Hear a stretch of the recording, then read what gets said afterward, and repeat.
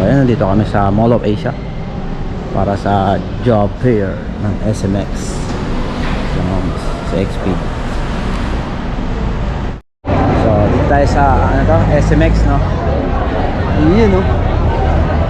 Kaso yung job fair dito hanggang 8 to 5 yung in-announce nila ng ano, job fair, kaso hindi na nagpapapasok. Sayang lang.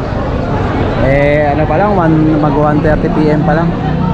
Maraming mga manning agency na ano, kasi puno na raw, etc. Yan talaga. Sayang. Dami pa naman tao. Dami tao. Ano kaya yun? Sino yung celebrity vlogger na sikat? Sayang, wala na. Job fair dito sa SMX, no? Hindi nagpapasok, hindi nagpapamigay para sa mga manning agency, para seaman, wala. Sayang. Alright. Wabo. Araw-araw na. Saan? Sa inyo? Tsaka yung isa, yung Sa inyo? Ano yan? Oo.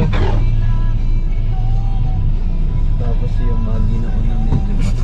Saan yun? Saan yung pinapatugtog? Saan yung pinapatugtog? Hindi kami. Ikaw nagbawa. Ginoon na medyo baso.